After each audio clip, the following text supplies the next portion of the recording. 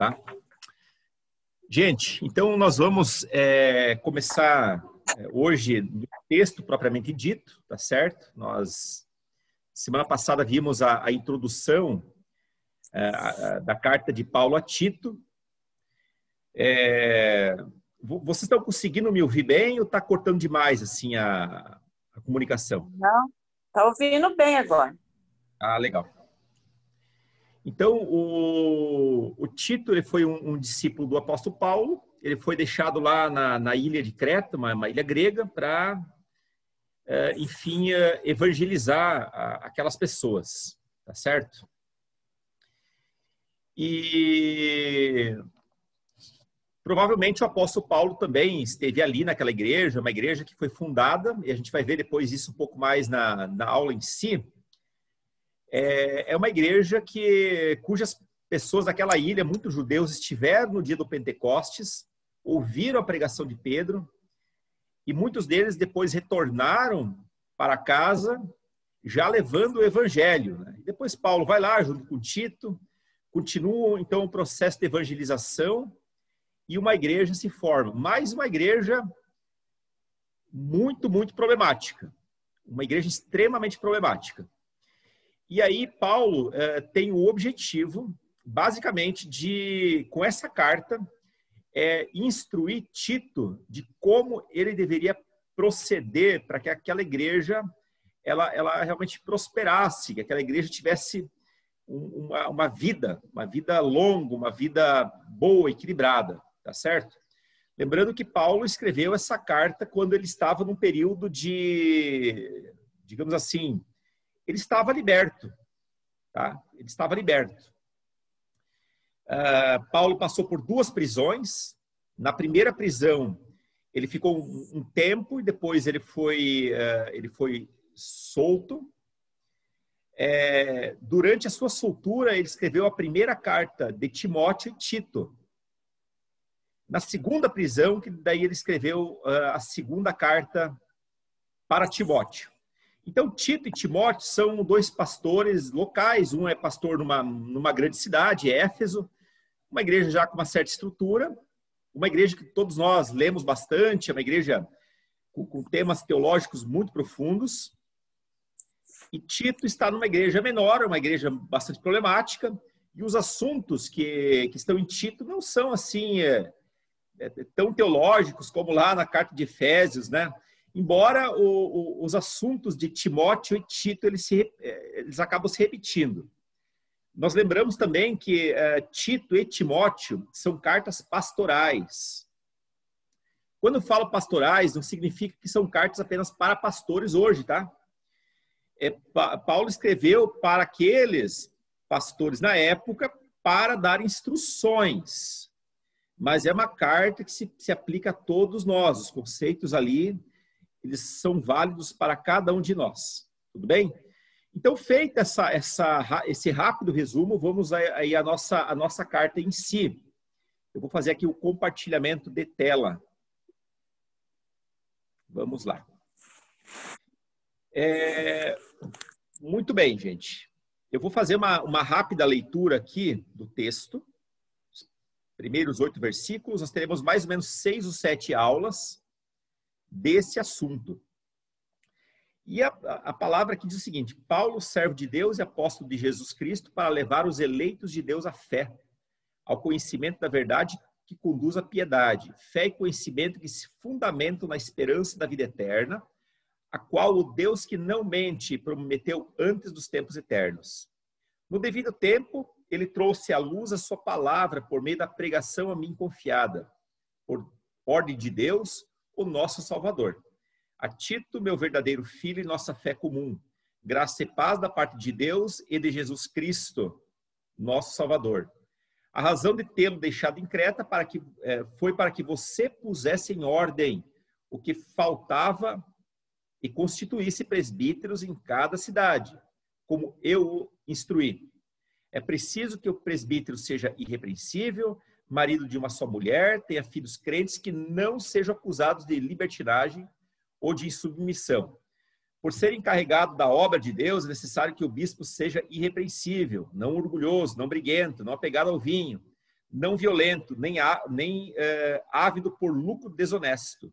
Ao contrário, é preciso que ele seja hospitaleiro, amigo do bem, sensato, justo, consagrado, tenha domínio próprio e apegue-se firmemente à mensagem fiel, de maneira pela qual foi ensinada, para que seja capaz de encorajar outros pela sã doutrina e de refutar os que se opõem a ela. Tá? Até aqui. Então, é um texto muito focado na questão da liderança, tá certo? Mas ele é um texto que também vale para todos os crentes, para todos nós. Vale para o pai de família, porque, queira ou não, ele é o sacerdote da sua casa, né? Então, enfim, vale para as mulheres, porque tem os seus filhos em submissão, e por aí vai. Então, ninguém está excluído aqui dessa carta. Embora o primeiro motivo, sim, foi deixar aqui essa carta para instruir a Tito, esse jovem discípulo de Paulo e pastor lá em Creta. Bom, o apóstolo Paulo ele começa dizendo assim, servo de Deus e apóstolo de Jesus, para levar os eleitos de Deus à fé e ao conhecimento da verdade que conduz à piedade. Paulo ele se apresenta primeiramente como um servo de Deus e depois sim como o apóstolo de Jesus Cristo. Amados, a gente vive num tempo em que os títulos eles são cada vez mais reforçados, né? No meio evangélico, não somente no meio evangélico, mas assim, vamos pegar o nosso lado aqui. Parece que são muito importantes, né? Há líderes aí que dão muito valor, muita importância à questão do título. Tem que aparecer apóstolo no crachá e não sei o quê, né? Às vezes algumas pessoas perguntam assim, como é que eu devo chamar você? Olha, me chame de Marcos, que já está de bom tamanho, né?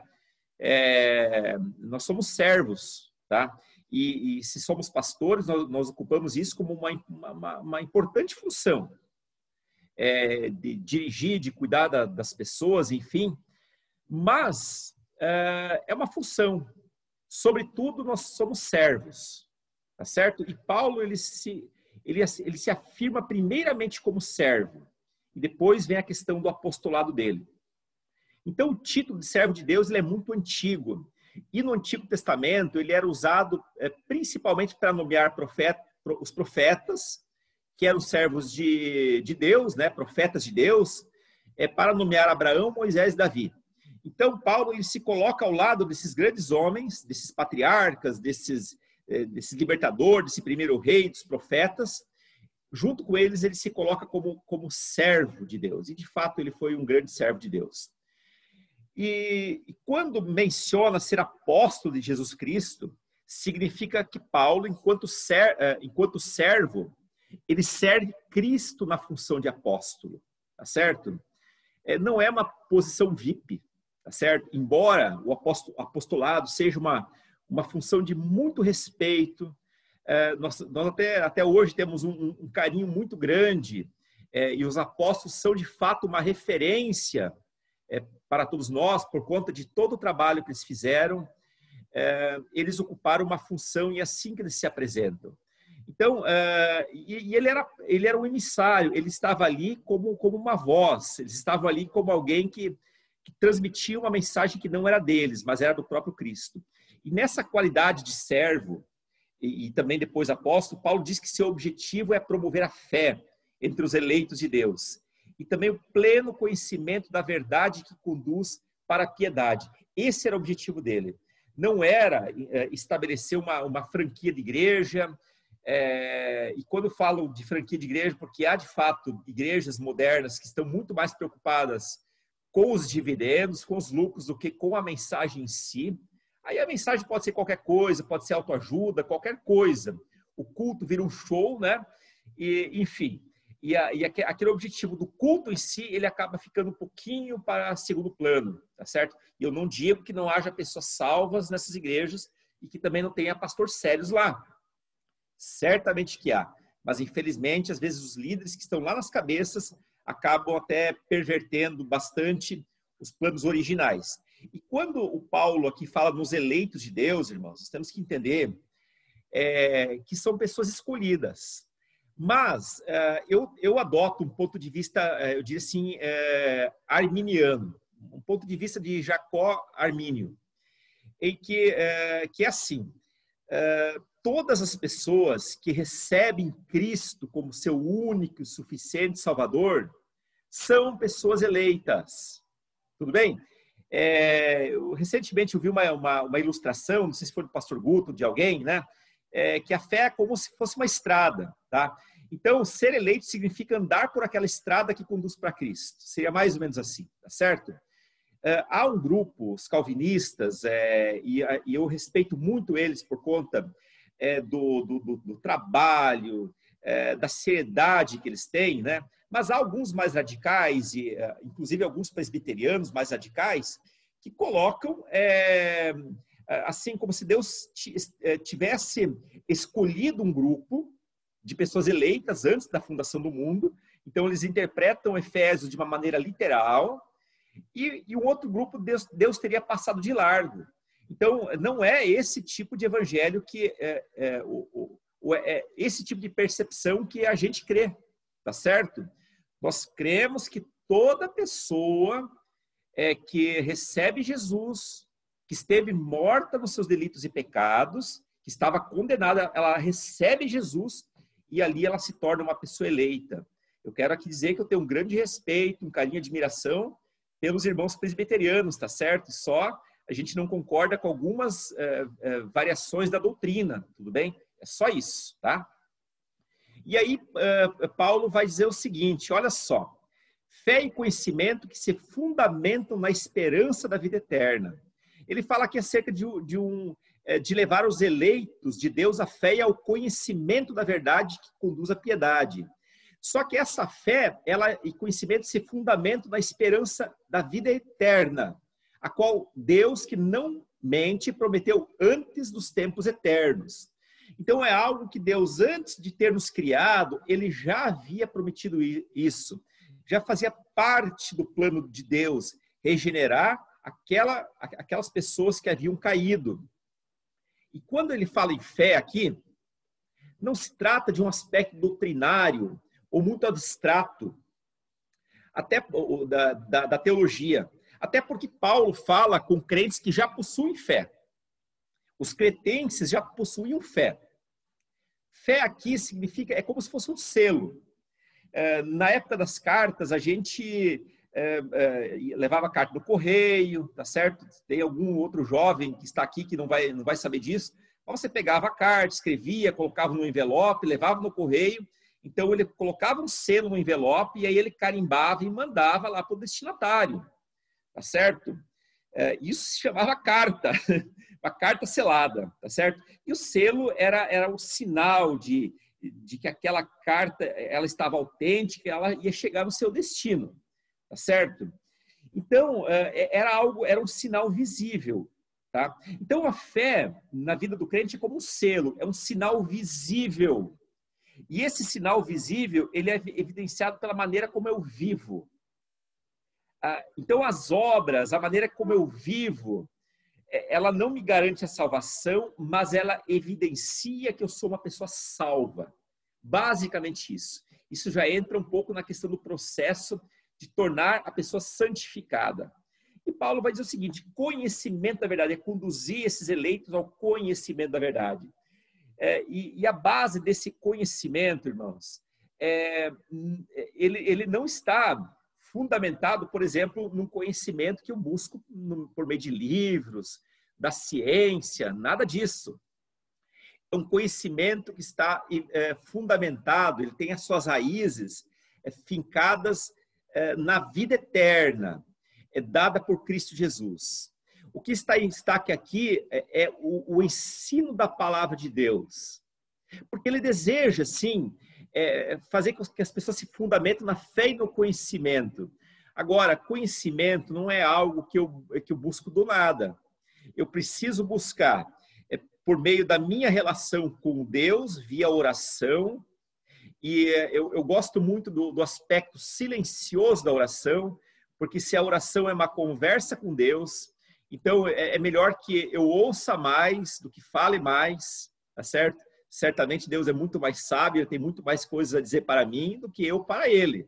E depois sim entra o aspecto da petição, do pedido de perdão dos pecados e todos aqueles elementos que a gente a gente faz na oração e somos orientados a isso.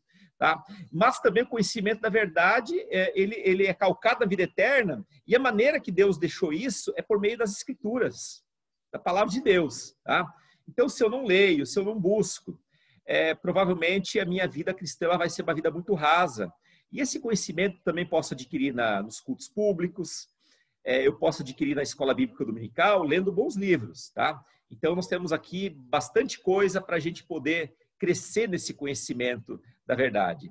Então, não se refere ao conhecimento da verdade pela verdade em si, porque há muitas pessoas que conhecem a Bíblia como um livro, mas elas não têm um relacionamento com Deus. Até tem pessoas que são ateus, e aliás, o ateu sincero, ele precisa conhecer a Bíblia, e há muitos que sim, eles conhecem a Bíblia profundamente, até mais do que cristãos, mas aquilo não se traduz em um conhecimento da verdade, porque eles apenas leem como um livro qualquer, um livro da literatura mundial. A questão é que, às vezes, o conhecimento nos torna orgulhosos, tá certo? Mas o conhecimento de Paulo, o que Paulo se refere aqui, ele é baseado em Cristo e tem por objetivo nos tornar piedosos e também pessoas devotas. Quer dizer que quanto mais eu conheço a palavra de Deus, quanto mais eu me envolvo com o reino do Senhor, mais piedoso e mais devoto eu vou ser. É diferente de ser uma pessoa legalista. O legalista, ele aponta para os outros. A mudança sempre tem que estar no outro. A pessoa piedosa, ela aponta para si. Tá certo? É o exercício de apontar para si. Então, quando nós formos na igreja, ao invés de a gente dizer o seguinte, olha para o teu irmão e fale isso, vamos dizer o seguinte, olhe para dentro do seu coração e fale essa coisa. Marcos Roberto, você precisa mudar nessa área e nessa área e nessa área. Tá? Isso é de uma grande ajuda, esse reconhecimento. Tá?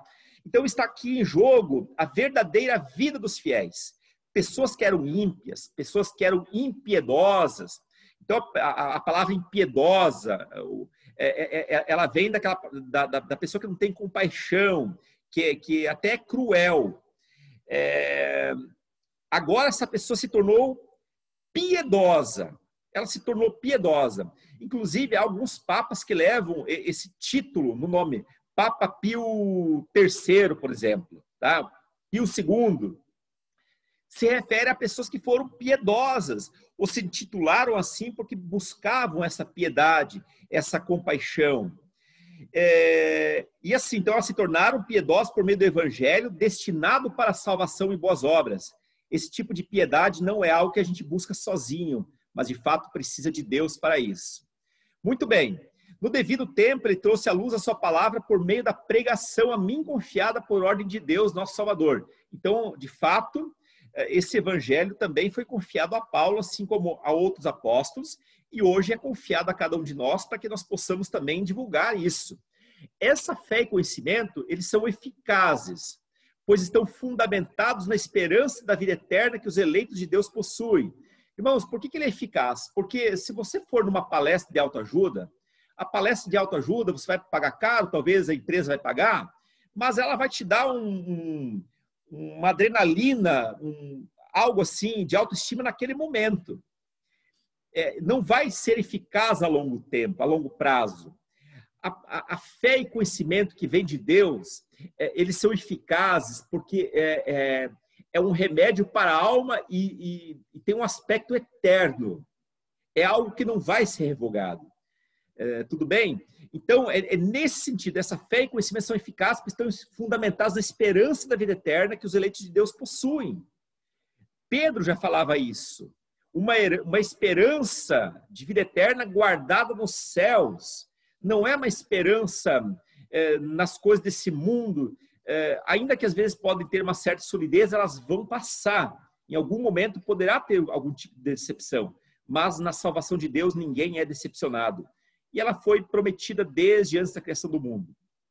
A palavra de Deus ela foi revelada em tempo hábil, segundo o texto. No devido tempo ele trouxe à luz a palavra, ou seja, o tempo hábil, na plenitude do tempo. Essa palavra ela é reproduzida por meio da pregação que foi confiada por Deus. Irmãos, a pregação, eu digo o seguinte, eu não estou dizendo que o louvor não seja um grande ponto, ou um ponto muito alto do nosso culto, porque é aquilo que a gente expressa para Deus, tá? O fato é que, hoje em dia, em muitas igrejas, a pregação tem sido deixada de lado. E quando eu falo, não é nem o tempo para a pregação, mas é o tipo da temática. Às vezes, são temas que não são bíblicos. Tem muito mais a ver com ajuda, que estão ali revestida com alguns versículos bíblicos, para dar algum tipo de sustentação cristã, mas aquela mensagem, de fato, acaba não sendo bíblica, tá certo? Agora, a palavra de Deus ela tem que ter um tempo adequado para se expor, e ela tem que ser uma mensagem baseada na Bíblia. Então, tem palavras que não são baseadas na Bíblia? Exatamente, irmãos. Há muitas palavras que não são baseadas na Bíblia. Até podem ter versículos bíblicos ali, mas totalmente descontextualizados, né? E por falar na questão do louvor, uma professora minha, lá no seminário, que ela era da área de música, ela falava o seguinte: olha, a música está para a mensagem, assim como o molho está para o macarrão. É o molho que vai dar o gosto, o sabor para o macarrão. E, de fato, há molhos que são muito nutritivos, bem preparados, tá? Então, um louvor nutritivo, bem preparado, realmente isso ajuda muito na palavra de Deus, né? Agora, é problema quando o pastor tem que consertar a mensagem, né, da música no próprio sermão, né? Infelizmente, a nossa igreja ela está indo muito bem nesse sentido, tá? Os irmãos realmente têm tido bastante zelo em relação às músicas tocadas. Muito bem, os versos de 1 a 3 descrevem a origem, descrevem o conteúdo e o alvo desse serviço apostólico que Paulo aqui se propunha a fazer por conta de um chamado de Deus. E o objetivo dele era, mais uma vez, tornar a mensagem conhecida. Então, dos versos 1 a 3, nós vamos descrever a origem desse evangelho. Bom, Deus que promete e deseja salvação redentora para todas as pessoas é a única origem desse serviço de salvação. A salvação não está em mim, eu não posso me salvar, eu tampouco posso salvar as pessoas que estão ao meu redor, mas eu posso dispor de uma mensagem, eu posso pregar uma mensagem que é de Deus e que vai salvar as pessoas. Aqui significa que Paulo evangeliza por conta da bondade e do amor de Deus e com vista a Deus, e não por conta das pessoas em si, porque todos nós nascemos em corrupção. Agora, o conteúdo da proclamação ou da mensagem é Jesus Cristo, o Redentor. As mensagens elas têm que ser cristocêntricas. E como é que eu sei que uma mensagem é cristocêntrica? Conhecendo a palavra de Deus, né? Eu preciso conhecer a Bíblia, toda ela. E o alvo dessa mensagem é a fé salvadora que ocorre por meio da proclamação. E também quando ouvimos a palavra de Deus, tá? O alvo é levar as pessoas a aprofundar a sua vida de fé, o seu zelo por Deus, a sua piedade e a sua adoração a Deus. Esse é o grande alvo. Aí o verso 4 diz o seguinte: a Tito, meu verdadeiro filho, em nossa fé comum, graça e paz da parte de Deus e de Jesus Cristo, nosso Senhor. Tito, verdadeiro filho. Tito foi convertido. Ele era grego, ele não era judeu, e ele tornou-se um fruto real por meio da proclamação do apóstolo. Então, ele é um filho autêntico. E assim como é autêntica a companhia de Tito na luta com o seu pai na fé por conta do evangelho. Então, Tito realmente, ele não abdicou, ele não abandonou a sua jornada. Ele, de fato, fixou o coração daquilo em algo que Paulo tinha em comum a ele, que era a pregação do evangelho. E eles tinham uma fé comum. Essa fé que ambos têm está apoiada num relacionamento espiritual entre pai e filho. Irmãos, o que nós temos em comum? Talvez a gente não tenha uma aparência em comum, muitos gostos da vida não são incomuns. Nós temos muitos gostos, em cerca de música, livro, lazer, até na maneira como nós adoramos a Deus. Mas nós temos uma coisa em comum. Nós temos a fé em Cristo. E esse é o princípio da catolicidade, ou a universalidade da fé dos que creem. O que significa isso? É que a fé é católica, irmãos. Eu não estou aqui falando de igreja, viu? porque a palavra católico vem do latim, né? Que significa universal, ou melhor, do grego, né? Ela é universal, ela é para todas as pessoas que creem, tá? E nesse sentido nós somos católicos, porque nós cremos, temos uma fé em comum em Cristo. Aí ele vai continuar dizendo o seguinte, graça e paz. Aqui é uma saudação muito comum nas cartas do Novo Testamento. E é o desejo real de que todos possam desfrutar da graça, da salvação e da paz que Deus proporciona. Não significa que as pessoas, às vezes, estão em paz. Mas quando eu falo para alguém graça e paz, significa que eu desejo que aquela pessoa tenha a graça de Deus na vida dela e também a paz de Deus na vida dela. Agora, quais são as necessidades que as igrejas têm de ter presbíteros? Ou, sim, há essa necessidade. Mas por que há essa necessidade? Ora, porque uma igreja ela precisa, sim, ser conduzida. E os presbíteros, nós tínhamos aqui na igreja primitiva a função de presbíteros e bispos. Os presbíteros eram os anciãos, seriam aquelas pessoas mais experimentadas na fé, tá certo? Talvez pessoas mais velhas, né? Hoje nós poderíamos dizer assim, não estou falando aqui alguém assim, até de idade avançada, não, são pessoas que são experimentadas na fé. E nós temos pessoas na nossa igreja que são assim. Temos o pastor Honda. O Honda ele é pastor, sim, de dom, né? É alguém que gosta das pessoas e faz isso. Nós temos o Honda, temos o irmão Gilson, que tem esse dom do pastorado, o Márcio Avelar, que já é um ancião também, né? Não pela idade, mas por conta da experiência e tudo mais. Então, a igreja tem essa necessidade de ter essas colunas, né? De fé, pessoas que vão sustentar a igreja nos tempos difíceis, eu diria assim, de pandemia. Nós vivemos um tempo tão complicado, né? E esses anciãos, eles podem, de fato, dizer assim, calma, porque já passamos por tempos difíceis e hoje nós podemos, mais uma vez, vencer essa situação. E a razão para ter deixado, e aqui o versículo 5, eu vou fazer a leitura.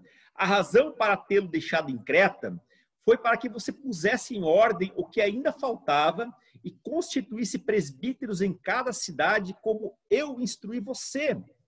Paulo e Tito foram companheiros de evangelização em Creta. Tanto que Paulo deixou seu discípulo ali, confiou e continuou a sua jornada. Ele confiou aquele trabalho para Tito. No dia da pregação de Pedro, e eu já falei isso no início, lá no Pentecostes, havia judeus cretenses que ouviram a pregação. E entre aqueles 3.000 convertidos inicialmente, provavelmente havia judeus cretenses ali que se converteram. E mais tarde voltaram para a sua cidade e acabaram constituindo ali um grupo de cristãos, de pessoas salvas, uma igreja. Agora, quando Tito estava ali, naquela cidade, ele tinha o objetivo de constituir presbíteros, pessoas que ajudassem aqueles novos convertidos. Essa carta foi entregue com tal recomendação a Tito, por meio de 2 colaboradores que viajaram com a missão de entregar a carta para Tito. Tanto Tito quanto Timóteo tinham essa missão em comum. Timóteo estava encarregado de organizar a igreja lá em Éfeso. Agora, Tito tinha a incumbência de organizar lá em Creta. Claro que, irmãos, Paulo havia instruído, sim, Tito acerca do que ele deveria fazer de modo verbal. Mas muitas coisas ali não haviam sido ditas. Não haviam sido ditas. E Paulo precisava, então, falar para ele. E também reforçar aqueles pontos importantes que ele já tinha dito pessoalmente. E uma outra questão muito importante aqui, irmãos, é que em algum momento o irmão Tito, o pastor Tito, deixaria aquela cidade. Ele sairia de Creta para buscar um outro campo. Então, aqueles irmãos precisavam de um documento escrito acerca de como eles deveriam ser enquanto uma instituição cristã. Basicamente era isso, tá? Agora, em relação à qualificação dos líderes, né? E aí, realmente, isso aqui pega todos nós, tá certo? O verso 6 diz o seguinte: é preciso que o presbítero seja irrepreensível, marido de uma só mulher, e que ele tenha filhos crentes, que não sejam acusados de libertinagem ou de insubmissão. O que ele está dizendo aqui? Com irrepreensível. O líder precisa ser irrepreensível. O presbítero precisa ser irrepreensível. Irrepreensível, amados, é aquela pessoa que vive a vida de tal maneira que não precisa ser repreendida a todo momento por má conduta. Sabe, é tipo aquela criança que vai e coloca o dedo na tomada e o pai fala, ou a mãe, olha, não coloca o dedo aí que você vai se machucar. Não sai para a rua. Sabe, toda hora. Agora, você imaginar você ter que falar para uma criança de 15 anos isso, ou de 20 anos. Infelizmente, tem jovens, adolescentes e jovens que estão se comportando como criança. Toda hora precisam ser repreendidas, né? E aqui diz assim que o presbítero tem que ser irrepreensível. Ele tem que ter uma conduta tal que seja modelo, exemplo. Isso é tão importante que Paulo estabelece essa qualificação lá em Timóteo, para os diáconos. O que demonstra que isso vale para qualquer categoria de serviço em qualquer igreja, seja grande ou seja pequena. Agora, vamos lembrar o seguinte, irmãos. Nós estamos no reino de Deus. E como servos do reino de Deus, estamos em todos os lugares, tá? Estamos na empresa, na loja, no açougue, no mercado, em todos os lugares. Será que estamos sendo irrepreensíveis nesses locais também? Ou demonstramos só isso na igreja, perto das pessoas conhecidas? Aquela pergunta que o Guto fez semana passada, que realmente nos pegou assim de surpresa, né? O que você é quando ninguém está vendo? Olha que pergunta assim, assim pesada, né?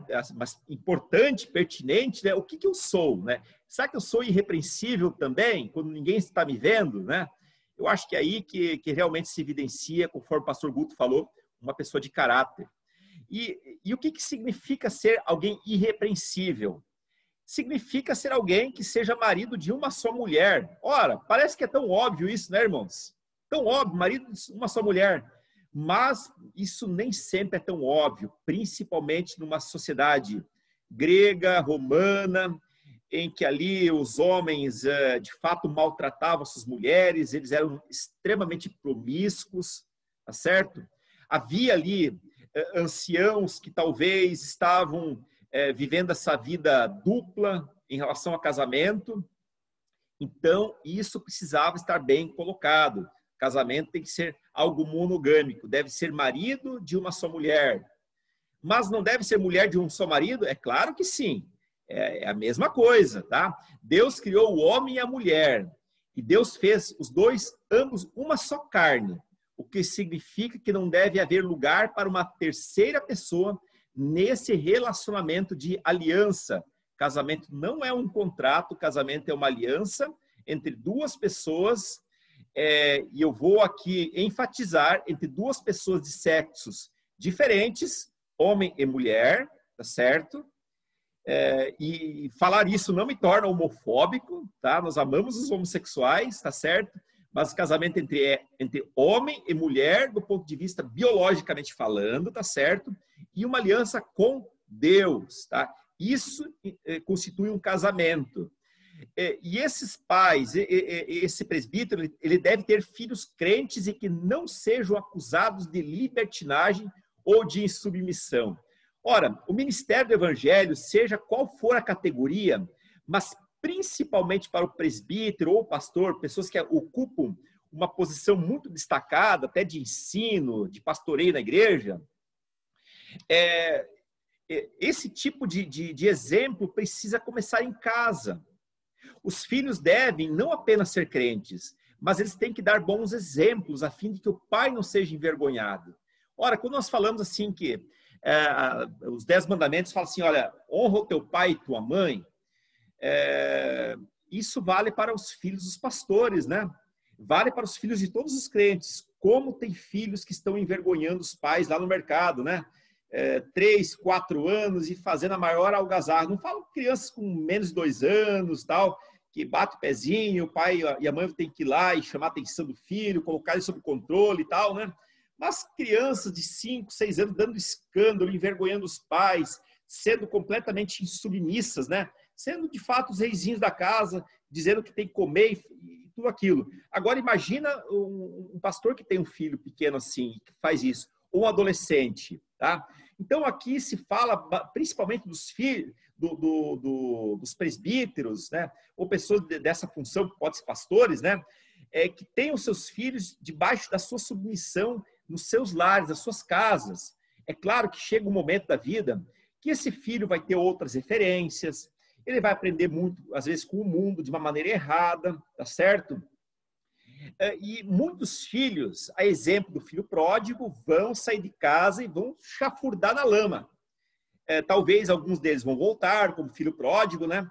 Isso não pode ser culpa do pastor, né? De jeito nenhum. Afinal, ele deu bons exemplos, mas esse filho tomou aí o seu caminho, tá certo?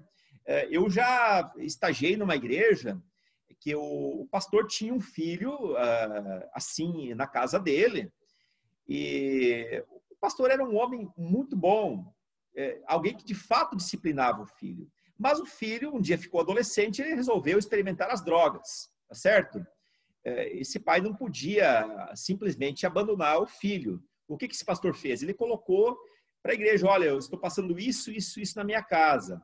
A igreja abraçou o pastor, abraçou a família, o pastor continuou pastoreando e ajudando aquele pastor no seu drama, inclusive orando por ele, sendo consolo para ele, tá certo?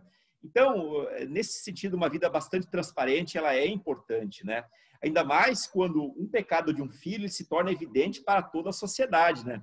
Isso aí, sim, o pastor realmente ele tem que tomar uma posição nesse sentido e colocar a sua questão, tá? Bom, mas isso aí é um pensamento meu, tá? Talvez nem todos concordem com isso, tudo bem? O fato é o seguinte, a convivência em família era o significado essencial para a expansão e o aprofundamento da fé, porque as igrejas ainda eram quase todas que exclusivamente comunidades domiciliares naquele tempo. E porque o entorno ali, muitas vezes hostil, observava com atenção máxima o que acontecia nas casas. As igrejas eram nas casas, irmãos. Tá certo? Agora você imagina, o camarada lá, o pastor tá fazendo culto e daqui a pouco vem um filho rebelde, debochando e tudo. Isso seria muito constrangedor, tá certo? Então, por essa razão que Paulo diz, olha, os presbíteros têm que ter filhos que sejam crentes, que não sejam acusados de libertinagem ou de insubmissão, porque isso, de fato, respingava diretamente na vida do pastor. Agora, eu queria ouvir um pouquinho de você. Qual que é a sua opinião? Você tem alguma dúvida? Gostaria de expressar algo de Deus, que Deus falou com você até esse momento? 1 minuto, 2 para cada pessoa poder falar, tá certo? Isso vai poder edificar bastante a todos nós. Não precisa se estender na fala, né? Fala-se brevemente, não mais que 1 minuto. Tá?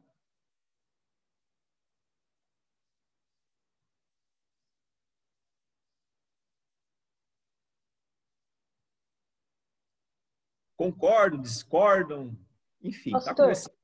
Sim. Algo que me chamou a atenção, né, aqui do estudo, é quando a gente vê que o foco, né, deve ser a pregação com relação, falando de Jesus, da redenção. E, infelizmente, às vezes, nós vemos muitas vezes o foco, né, das pregações, na verdade, está no ser humano, está na pessoa, está em não apenas ajudar, mas como a pessoa sendo o centro da pregação, né? Isso às vezes a gente observa, né? Foi o que me chamou a atenção aqui, refletindo um pouco. Uma pregação antropocêntrica, o homem no centro, quando deveria Cristo ser o centro. Exato. O Márcio fala o seguinte, na Igreja de Cristo não existe espaço para títulos, mas para servos que exercem seus dons. É verdade, né? Por isso que nós temos liberdade, assim, os irmãos têm liberdade de me chamar de Marcos Roberto, não tem problema nenhum nisso, tá? Eu sou servo de todos vocês, tá certo? E o pastor Guto tem sido esse grande exemplo também para mim, tá certo? Não tem preocupação não de... Né? Claro que tem pessoas que vão chamar de pastor, porque... enfim, tem gente que não se sente bem, né? Mas a gente não tem visto esse problema entre a gente não, tá certo? Obrigado, Márcio. Pastor Márcio. Tá se formando em teologia logo, hein? Eu acho que, sei lá, né? Vai saber. Mais alguém?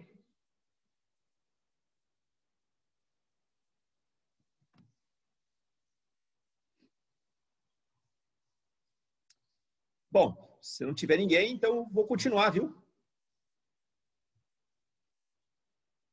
A Elisa colocou, Deus é mais sábio que eu tenho mais coisas para ouvir dele e do que eu tenho para falar. Vou gravar isso em algum lugar bem visível. É isso aí, Elisa.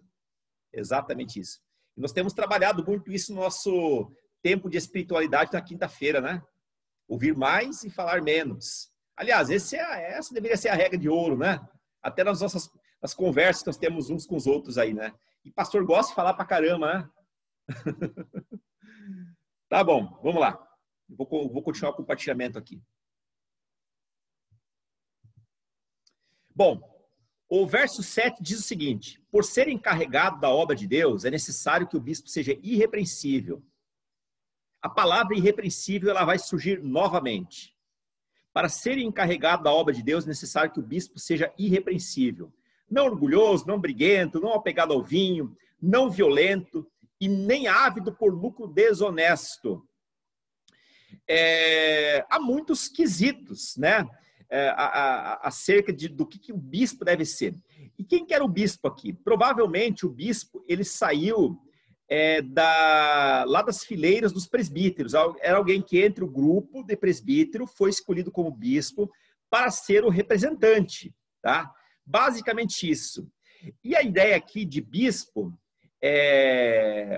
o presbítero mesmo, é alguém que é o despenseiro, aquele que é encarregado de cuidar da obra de Deus, tá? Da dispensa de Deus, tá certo? A dispensa não é minha, a dispensa é de Deus, tá? Eu tenho dispensa em casa, onde é que eu guardo os alimentos, né? E a Margarete é a dona da dispensa, né? E ela diz o que falta, o que preciso, o que não preciso, o que já venceu e por aí vai, tá certo? A obra de Deus é como se fosse a grande despensa de Deus, tá certo?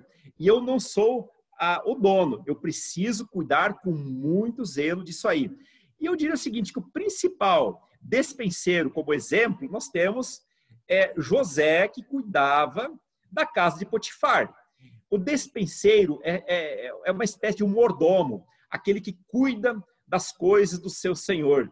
E assim deveria se comportar o bispo, alguém que cuida, mas alguém que não se coloca como dono.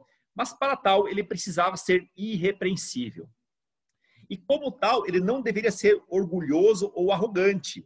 A palavra grega usada aqui é autade, que indica alguém que é dotado de opinião obstinada, inflexível, alguém que é arrogante no trato com os outros. Já pensou um pastor assim, que é arrogante no trato com os outros? Ou outro líder, né? Alguém vem e já é recebido com patada, coisa assim? Isso seria muito danoso para a igreja, né? Infelizmente, tem líderes que se comportam dessa maneira. O líder assim é geralmente inflexível, sem escrúpulo, cheio de capricho pessoal. Tudo tem que girar em torno dele. E ele age como ditador. Ele demonstra orgulho e arrogância, ele nunca pergunta, nunca busca conselhos, tá? Qualquer coisa que ele for fazer, ele faz a revelia. A igreja é de Deus. O pastor, os líderes, eles são despenseiros da obra de Deus. A obra é do Senhor. E nós fazemos parte de um corpo maior. Tá? Então, as pessoas, elas merecem ser consideradas e elas merecem ser ouvidas, mesmo que for por um grupo menor. Tá? Um bom líder não irá impor a si mesmo e não tentará avançar de modo solitário. Às vezes eu ouço coisas assim muito tristes. Por exemplo, assim, quanto mais no topo o líder chega, mais sozinho ele está. Já ouviram isso? Ouve-se muito isso no meio corporativo, mas também nas igrejas. Quanto mais importante a pessoa é, mais sozinha ela está. Olha, a pessoa mais importante que viveu nesse mundo, Jesus Cristo, estava cercado de pessoas até o seu último segundo, tá certo? Então, essa história aí, esse princípio não é bíblico. Nós temos sim que nos cercar de pessoas para ter apoio, para ter conselho, para sermos admoestados, para aprender com elas, para ensinar, enfim, para interagirmos e mantermos comunhão. Tá? Ele também não deve ser irascível e briguento.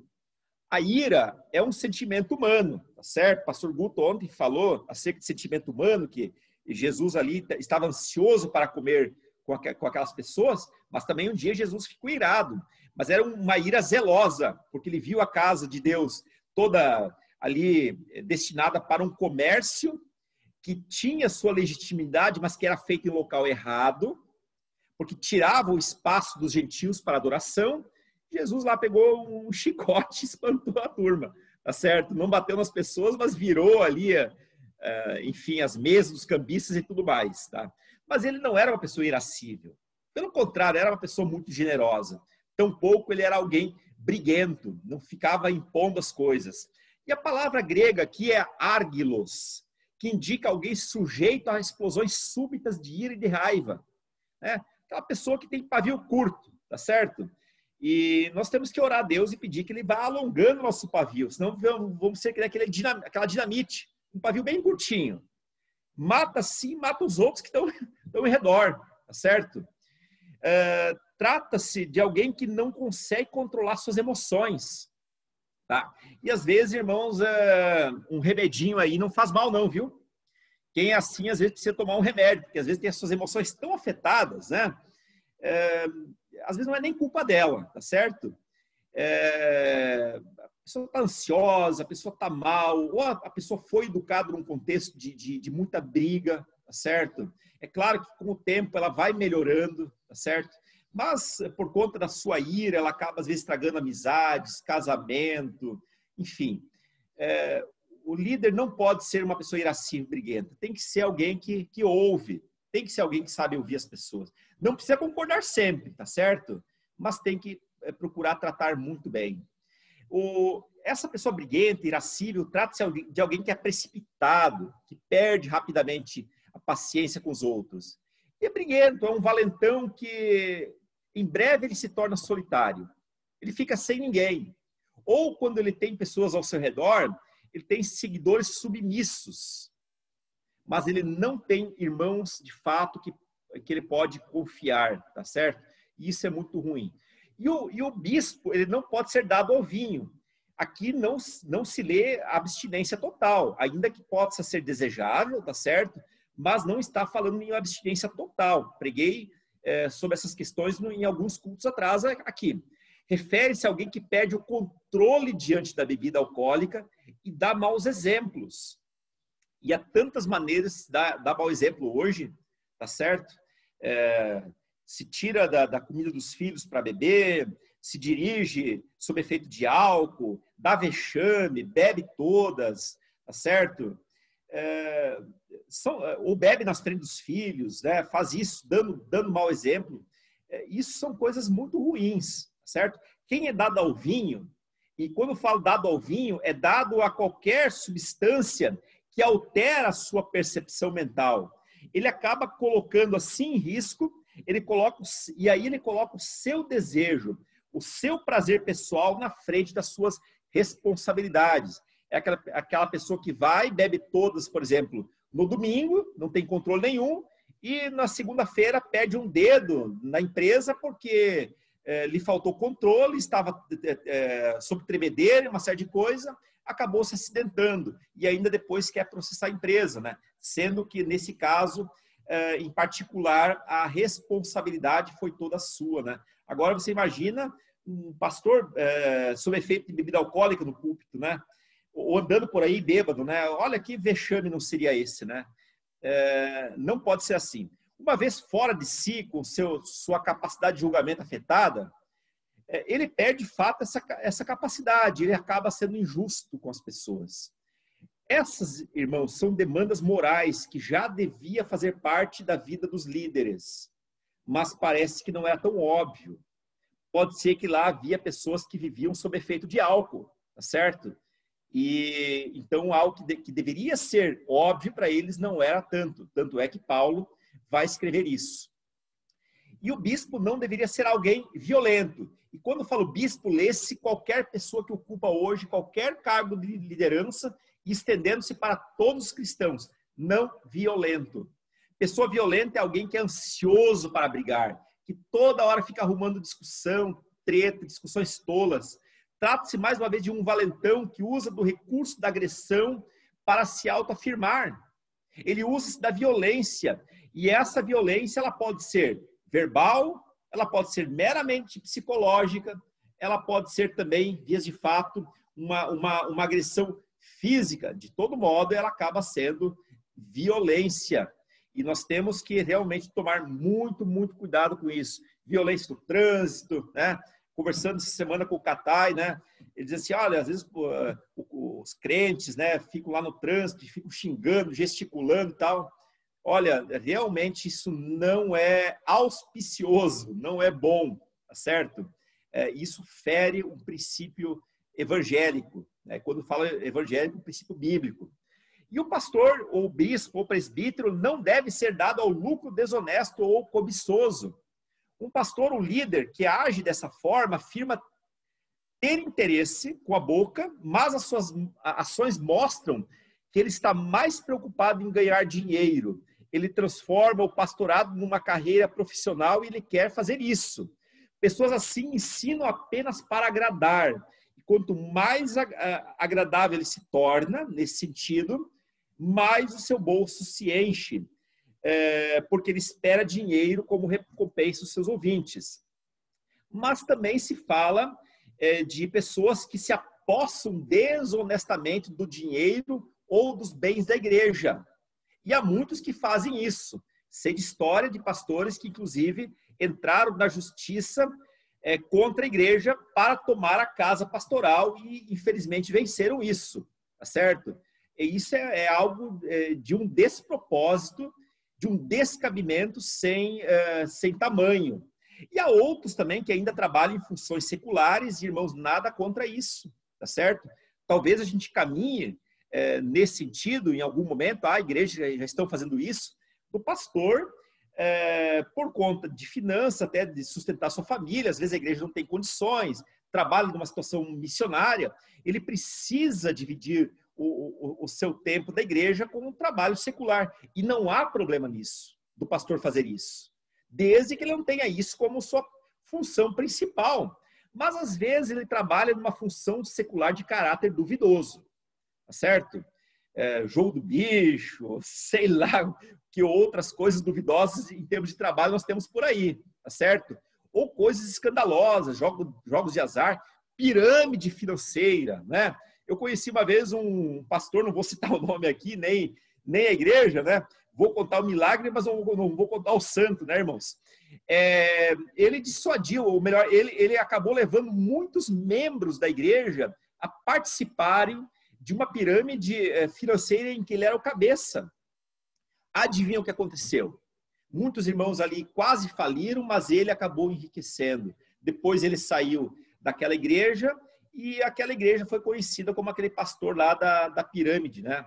Olha, isso é uma falta de propósito, é crime. Além de ser pecado, é crime. É caso de polícia e de disciplina, né? As duas coisas, tá certo? Então, de fato, o pastor não deve ser dado ao lucro desonesto ou cobiçoso, tá? E isso é muito importante.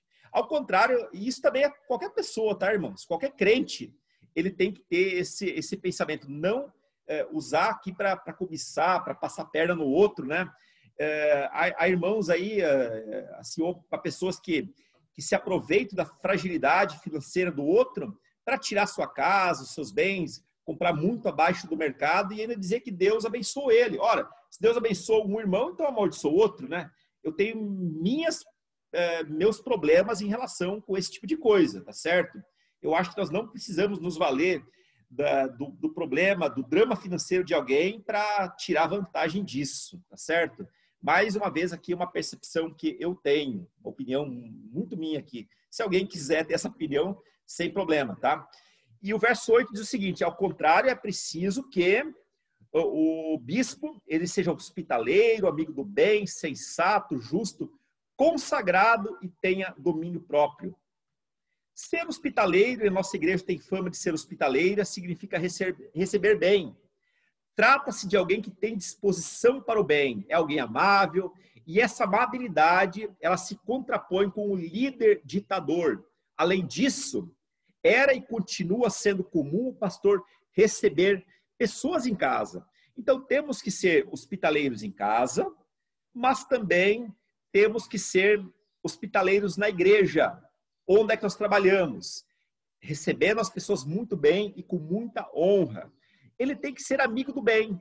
Um amigo do bem está aliado ao bem maior do próximo.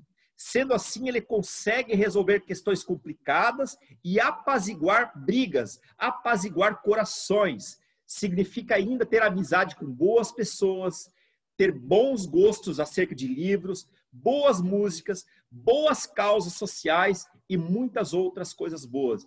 O pastor, o líder, o crente que é amigo do bem, ele não se envolve em coisas que de fato não têm tanta importância, tá certo?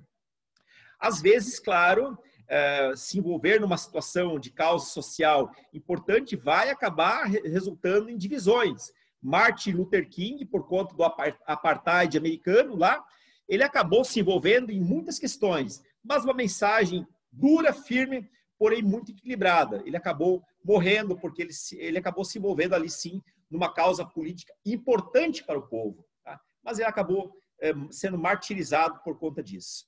Bom, ser amigo do bem, você é amigo do bem, de boas pessoas, está sendo essa pessoa em que os outros olham para você e dizem: olha, esse cara é do bem, esse cara é amigo do bem. Pode-se ter opiniões fortes, né? Opiniões assim, mas ser alguém equilibrado, alguém que também está ali para mudar a opinião, em alguns casos, né, que se faz necessário, e também dar o braço a torcer, né? Eu acho que isso é muito importante. Ele também tem que ser sensato e sóbrio. Trata-se de alguém que é autocontrolado, alguém prudente. Refere-se a alguém que tem a mente sóbria e lúcida, não embriagada. E às vezes somos embriagados pela vaidade, pelo consumismo, somos embriagados pela fama. A palavra diz aqui que nós temos que ser sensatos, temos que ser sóbrios. Não podemos deixar que nada nos envaideça e nos tire do prumo. Também, como líderes, temos que ser justos. Tem o sentido de ser uma pessoa direita, que age com justiça. Trata-se de alguém que é íntegro, que é fiel à palavra, e que a palavra que ele prega, e que pratica também o que prega. Ser justo com todos. Tá? E ele também tem que ser consagrado.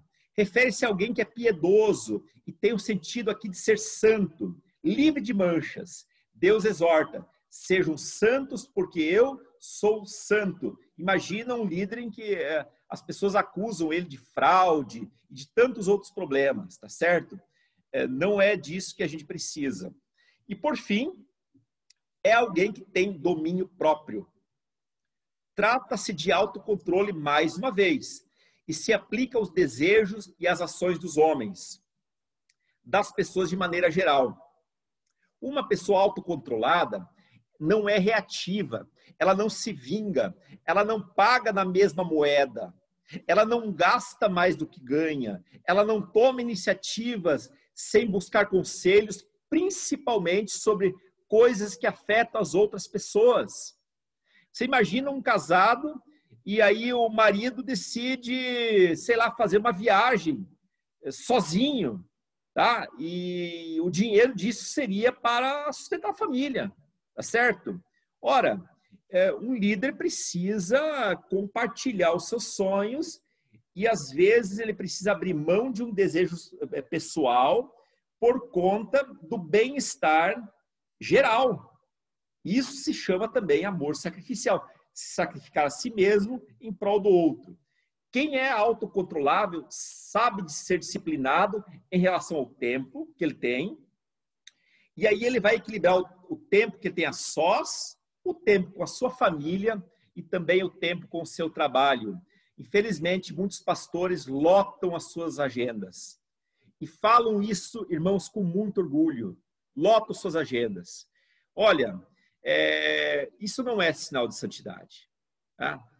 Eu acho que o pastor ele tem que ter, pelo contrário, uma agenda bastante livre. Tá? Precisa ter uma agenda bastante livre. Uma agenda que, conforme o Márcio Avelar fala, precisa caber o nome de pessoas. Tá? Há pessoas que ficam com tantas reuniões que não tem tempo para a família, não tem tempo para ninguém, tá certo? E isso é muito ruim, tá certo? Então, o pastor tem que ser aquela pessoa que seja bastante equilibrada também na sua disposição do tempo. Irmãos, é isso por hoje. Tem alguma coisa que você queira falar, alguma dúvida que ficou, algo que Deus falou para você e que você gostaria de estar colocando, tá certo? Pode ser em relação à questão que eu falei do equilíbrio, pode ser alguma outra coisa, tá certo? Mas algo assim que chamou a sua atenção nesse momento. Então a palavra está com você. Estamos passando um pouquinho do tempo aqui, tá certo? Mas se você tiver alguma coisa para falar, esteja na liberdade.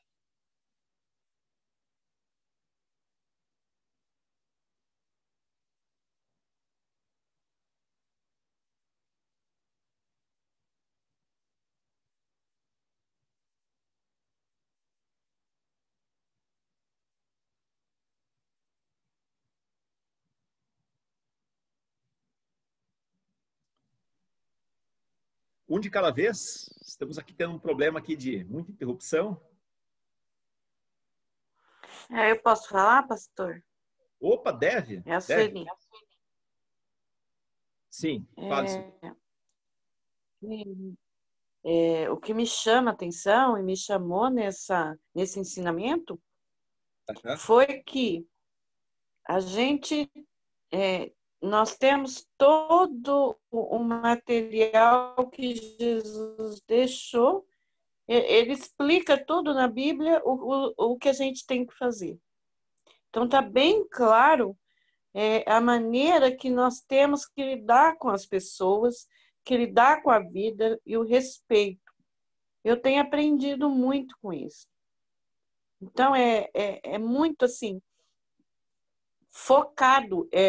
Se a gente prestar atenção e a gente se colocar, e a gente tem eu acho que se colocar diante de si, né? Ver lá dentro mesmo, se a gente está tomando essa atitude perante a igreja, perante as pessoas, se nós estamos dando bom exemplo em igreja. Eu sou igreja, mas será que eu estou fazendo aquilo que Jesus está querendo, que para mostrar o que eu sou perante a igreja, perante Jesus? Então, é bastante, parece uma coisa simplória, assim, se você lê sem prestar atenção, se você estudar sem prestar atenção, mas é uma coisa muito séria, porque Jesus está mostrando que será que eu estou fazendo aquilo e mostrando que eu sou igreja, que eu estou levando a palavra de Jesus, que eu estou dando bom exemplo? Então, eu gostei muito, porque nós temos que se tocar. Eu fico até emocionada de falar que 2000 anos atrás, Jesus está mostrando hoje como eu tenho que viver. Ele está mostrando só bondade. Então, eu gostei muito. Amém, irmão. Acho que a irmã entendeu bem aí o estudo, né? Mais alguém? Obrigado, viu, Sueli? Amém.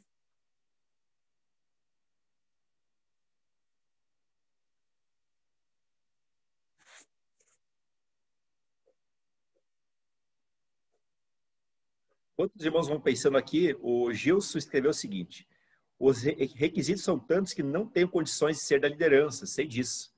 Mas tenho confiança na misericórdia de Deus, que me aceitou e espera que me empenhe para cumprir os requisitos. Graças à graça e misericórdia de Deus. Né? Eu acho que, irmãos, nós todos estamos nesse barco, viu? Todos nós. Ninguém aqui se escapa. Tá? Por isso que acho que todos nós, cada um tem que olhar realmente para o coração, né? Descobrir o que precisa ser melhorado, mudado, e aí melhorar naquilo que for preciso. Obrigado, viu? Mais alguém?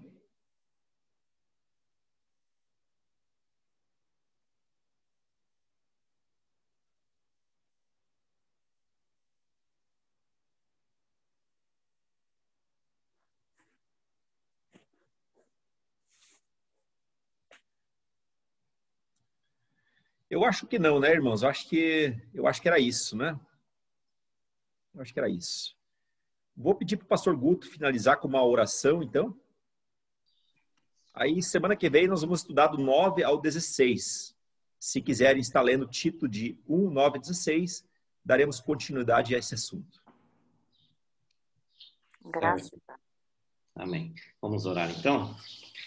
Deus, nós queremos te agradecer por esse estudo no livro de Tito.